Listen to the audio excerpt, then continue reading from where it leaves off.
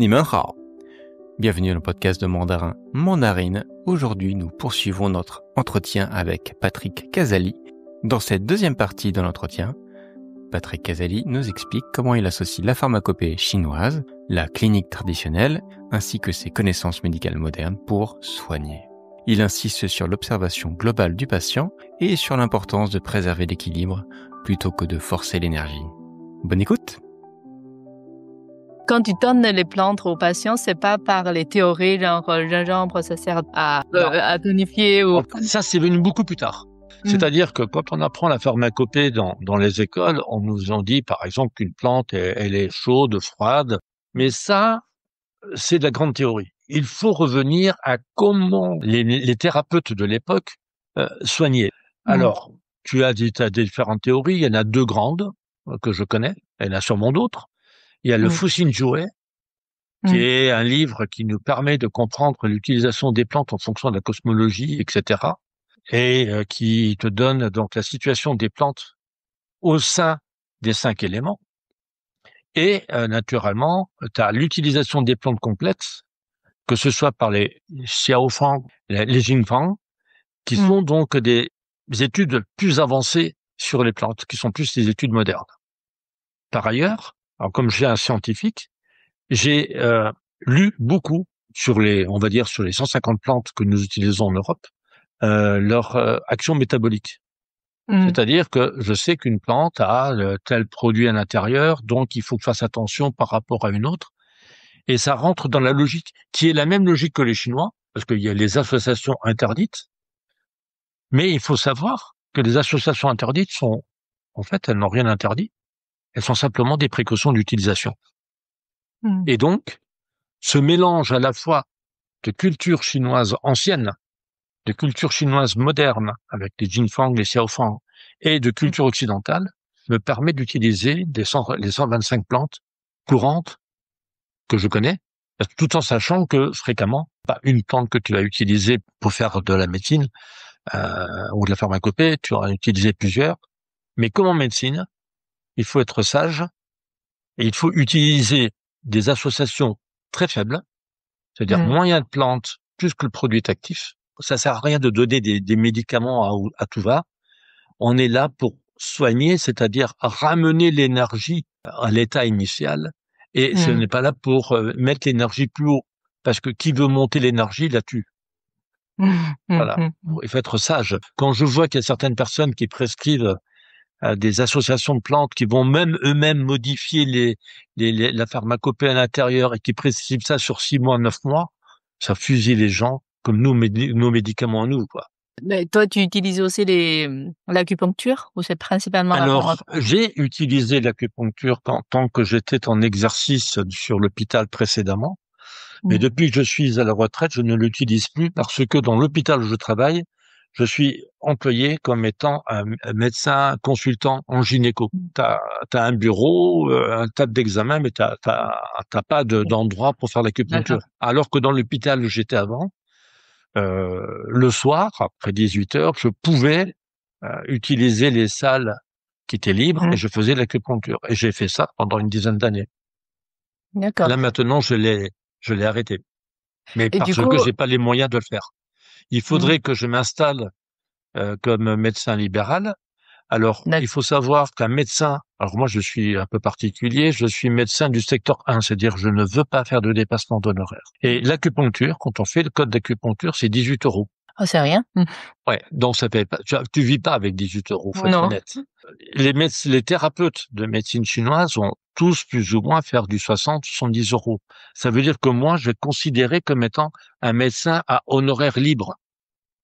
Et donc, je n'ai pas le droit de faire ça, vu que je me suis déclaré médecin conventionnel. Voilà. D'accord. Mais du coup, concrètement, quand tu vois un patient, du coup, tu combines un peu les deux. Tu vas les envoyer faire des examens, l'échographie, tout ça. Mais en même temps, toi, en tant qu'une personne, mais pas qu'une machine, de les observer, après de faire autrement. Oui. Comment tu fais? Alors en fait, ça démarre dès l'entrée du patient. Des patientes qui viennent en consultation, déjà, je fais le scanning du patient. Scanning par la vue. Par la vue. Parce que je peux pas le faire à la main. Pas avec C'est la pas main. possible. Voilà, c'est pas possible. Donc je scanne avec les yeux. Toutes les patientes, je les scanne et comme ça, ça me permet de me faire dans ma tête une idée déjà du problème qu'a le patient ou la patiente plutôt. Si j'ai besoin, parce que dans l'interrogatoire, ça confirme que le motif de consultation est ce que moi j'ai découvert, je demande à la patiente de me tourner le dos. D'accord. Et je scanne cette fois-ci avec la main. Par la vue, quand tu scannes, tu regardes quoi concrètement? La mie? Tout. Euh, Ça va de haut en bas. C'est-à-dire, je fais comme les médecins chinois à l'époque. C'est-à-dire, je regarde tout ce qui est découvert. Parce que le médecin chinois n'avait le droit de regarder que ce qui était découvert. Donc, on commence par les cheveux, la couleur des cheveux. Donc, il y a la couleur des cheveux, il y a la texture du cheveu, la forme des sourcils, les yeux. Dans les yeux, il y a ce qu'on appelle le chêne qui apparaît. C'est très important. Voir au travers des yeux. Les yeux, c'est l'expression de l'esprit.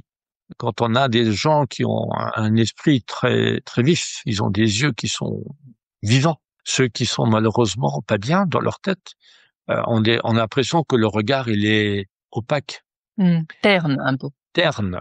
Ensuite, le nez, la forme du nez. Il faut savoir que le nez, en médecine chinoise, c'est la fin du doumaï, et donc ça te donne toute l'expression de ce qu'il y a par derrière. Ensuite, t'as la bouche, avec naturellement la bouche qui devient la fin du zhenmai. Ensuite, t'as le cou, très important le cou, parce que le cou, c'est là où on a tous les points fenêtres. Mais tu regardes quoi alors? Le cou, c'est la peau qui a des rides? C'est quoi, la couleur de la peau, les rides qui sont sur la peau. Le mouvement, je demande aux gens de bouger la tête, et parce que là, t'as les méridiens qui sont là. Et il faut savoir que tous les méridiens yang montent à la tête, donc c'est très important. Une question, par exemple, la forme des sourcils ou la forme du nez. On est malade ou non, c'est presque pareil. Les sourcils ne changent pas. Non, c'est pas pareil. Tu regardes la couleur du nez. Il y a, par exemple, ici, à l'intérieur, sauf chez les gens qui vont se raser, t'as sansu, qui sont donc les bâtons de bambou. Ces bâtons de bambou, s'ils sont bien redressés, ça veut dire que l'énergie est là. S'ils sont vers le bas, c'est-à-dire qu'il n'y a pas d'énergie. C'est très important. C'est comme les paupières vont exprimer par leur mouvement. Il y a un chi qui existe. Si la personne a un regard qui est terne comme ça, en regardant au loin, etc., donc les paupières bougent pas, ça veut dire qu'il n'a pas d'énergie. Par contre, s'il est toujours en train de cligner des yeux, c'est qu'il y en a trop. Un peu nerveux. Voilà, un peu nerveux. Après, tu as ce qu'on appelle les génusiennes en français, c'est donc les traits qui sont ici. Si ces génusiennes ne sont pas marquées, c'est-à-dire que l'individu donc a un visage qui est terne. Si au contraire les génusiennes sont marquées, c'est qu'il est dans le souci.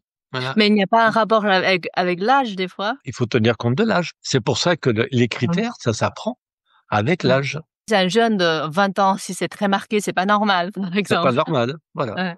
Les lèvres, qui sont l'expression de la rate, parce que si elles sont trop épaisses, naturellement, faut demander à la personne si elle n'a pas fait du botox, mais sinon, les lèvres, elles sont plutôt en général fines, en tout cas pour les occidentaux, parce que on est tous avec la rate épuisée. Et le fait d'avoir une sécheresse plus marquée, etc. Après, tu as l'examen de la langue. J'examine quasiment chez tout le monde la langue. Et donc, je m'en sers comme les critères de la langue qu'on apprend en médecine chinoise. Et tant qu'à faire la langue, je fais le pou, tel qu'on apprend avec Bunsui. Donc, je fais le pou langue, et comme ça, j'ai une interprétation. D'accord. Le pouls, c'est pas compliqué, hein. Le pouls, ce n'est que l'interprétation de la pulsation cardiaque. Si tu as un cœur qui fonctionne bien, le pouls est normal. Si le cœur fonctionne mal, automatiquement, parce qu'il y a des soucis, il est accéléré. Et si l'individu, il a des soucis et en plus il est épuisé, le pouls est complètement profond. Donc, ce n'est que l'expression occidentale, on va dire entre guillemets occidentale, du cœur. Mais comment on l'apprend plus dans nos facultés, parce que maintenant dans les facultés, on va plutôt t'apprendre à faire un scanner que de t'apprendre le pouls. Donc automatiquement, on a oublié ça. Mais les 26 ou 28 pouls en fonction des écoles chinoises, ça n'a rien d'exceptionnel. Après, tu regardes les mains.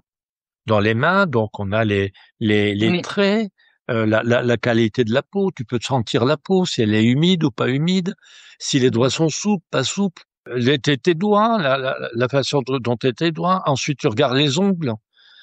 Faut pas oublier que les ongles sont l'expression extérieure de l'énergie. C'est là où ça vient. Si tes bouts de doigts sont pas de bonne qualité, ton énergie va pas rentrer. D'accord. Donc et je regarde les individus. Bon, après, donc naturellement, parce que moi je suis gynécologue, donc j'ai accès au corps humain que les confrères thérapeutes n'ont pas accès au corps humain, mais on peut regarder le ventre aussi, voir comment il respire, etc. On a toute une médecine sur le ventre qu'on appelle la médecine de la tortue, qui est très intéressante à utiliser. Regarder le nombril, etc., comment sont les plis de la peau, etc. Bon, l'appareil génital, c'est sûr qu'en Occident, pas à examiner, et en plus, les Chinois avaient une certaine pudeur, donc il n'existait pas. Donc c'est pour ça que l'acupuncture s'arrête au niveau des bras, parce que le Chinois dans le temps, le thérapeute chinois, il allait que là, parce qu'au-dessus il y avait des habits, on n'avait pas le droit d'y aller. Et le cou, on pouvait explorer parce que le cou était à l'extérieur, parce que les habits des Chinois étaient comme ça à l'époque. On ne pouvait pas, à l'époque ancestrale, demander aux gens de se déshabiller. C'était interdit. On fallait faire avec ce qui apparaissait. Et finalement, c'est pratique maintenant, parce que quand on jette un coup d'œil sur une personne comme ça, de toute façon, on va pas demander à n'importe qui de se déshabiller comme ça. Oui, et c'est important de regarder. Donc après, il y a le toucher, il y a sentir, parce que quand la personne est en face de toi, tu ressens. Pour ça que le coup, quand on a eu le masque avec le Covid, catastrophe pour moi. Les gens, je les voyais pas, quoi. Donc c'était difficile. Ensuite, moi, ce que j'aime beaucoup, c'est laisser parler les gens. Le son chinois est représenté dans la tonalité du son en Chine. Il y a 5 tons, et les 5 tons, c'est les cinq tons qui sont sur les 5 éléments. Donc, il faut respecter ça. Et quand on apprend, on parlera du chinois, mais il faut apprendre les 5 tons. Et le ton qu'on en entend, des gens qui parlent en face de nous, la personne qui est énervée a un débit important de paroles, avec des paroles qui sont très sèches. La personne qui est fatiguée va parler tout doucement comme ça. Donc voilà. Donc c'est important d'écouter.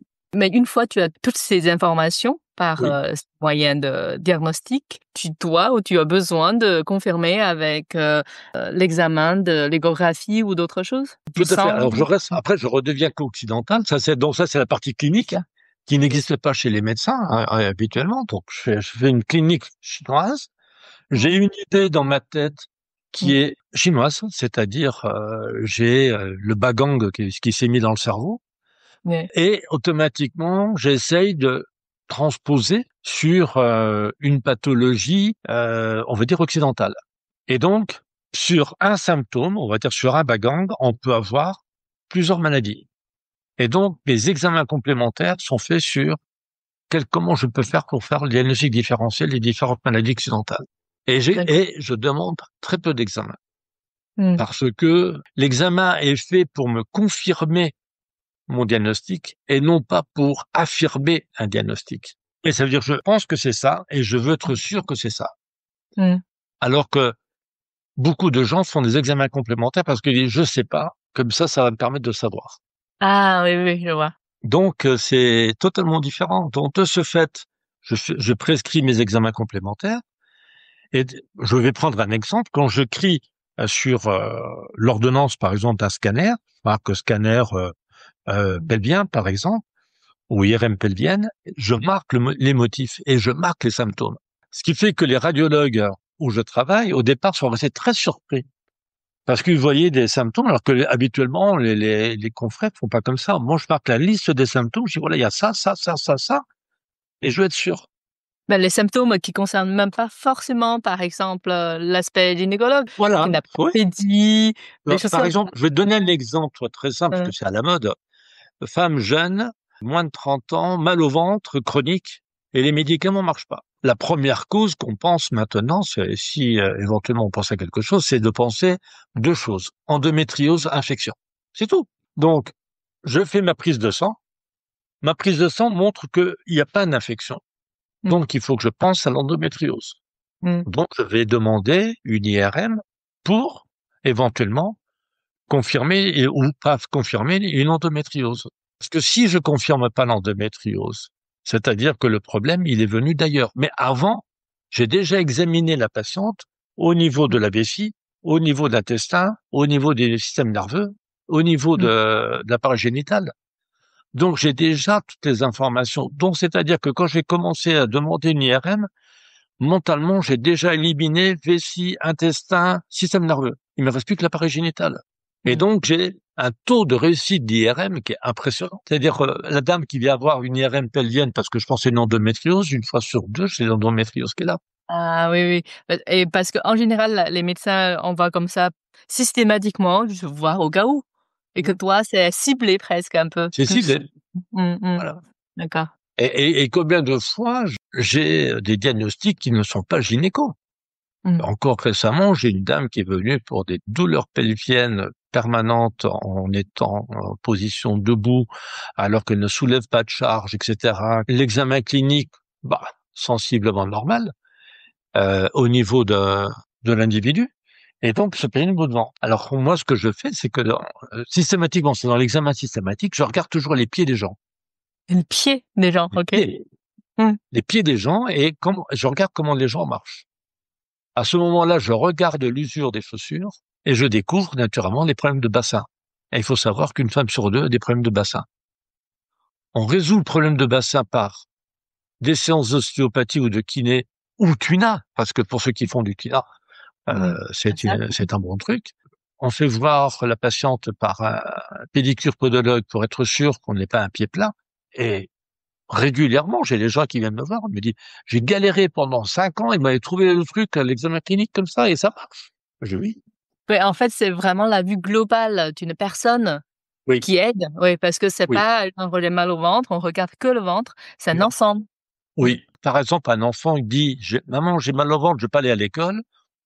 Fréquemment, c'est parce que, il se passe quelque chose à l'école, c'est pas le mal de ventre qui est responsable, hein. C'est rare.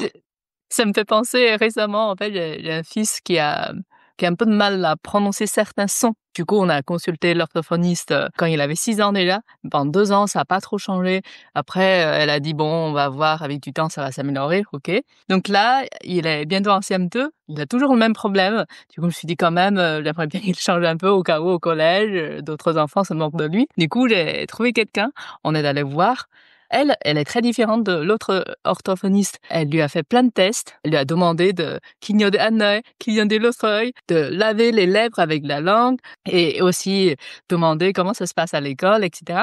Et puis à la fin, elle a dit, en fait, déjà, c'est un garçon qui est un peu du cool, qui est un peu détendu, un peu lâche, un peu partout.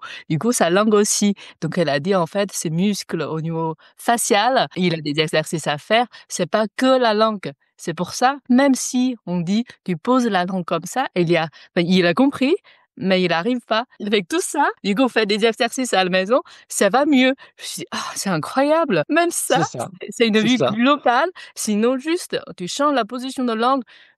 Normalement, ça marche, mais non, parce que on n'a pas une machine.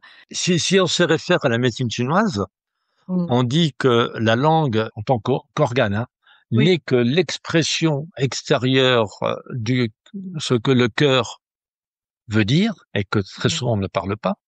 La bouche à l'intérieur n'est que l'expression de ce que ton poumon, donc ce que tu as à l'intérieur, là, entre le cœur, donc là, ça c'est Mmh. le poumon à l'intérieur, Mmh, mmh, qui ne mmh, peut pas respirer, parce que mmh. si tu ne respires pas, tes dents sont Oui. l'expression de ton rein.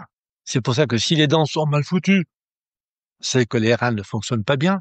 Or, les reins, c'est par là que passe une grande énergie, Mmh. mais qu'il faut donc automatiquement regarder le passage des méridiens au niveau des dents pour voir la position des dents. Ça, on l'apprend pas à l'école, mais ça existe.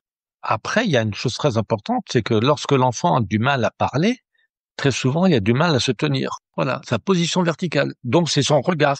Et on restera assez surpris de voir des enfants qui sont en position un peu Mmh. bizarre. Ah, mais il se tient toujours comme ça. Ben non, on se tient droit. Car l'être humain, je vais pas revenir sur les cours de médecine chinoise, mais l'être humain, il est la jonction entre le ciel et la terre. Donc, Mmh. s'il est de travers, l'arbre, il s'écroule, quoi. Si l'arbre est droit, il a une chance de tenir. Cette vision globale du corps humain, ça, c'est Oui, vraiment important pour tout, en fait, pour tout type oui. de problème.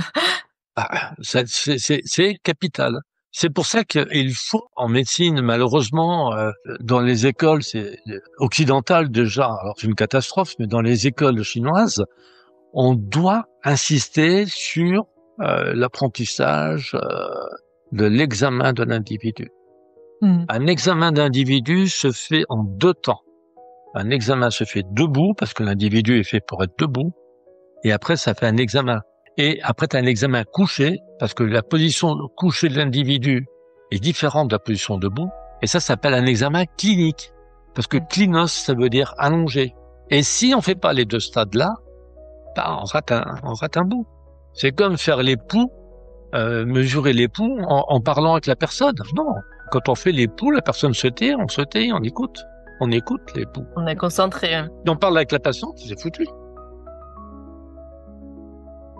C'est la fin de la deuxième partie de notre entretien. Nous espérons à nouveau que cela vous a plu.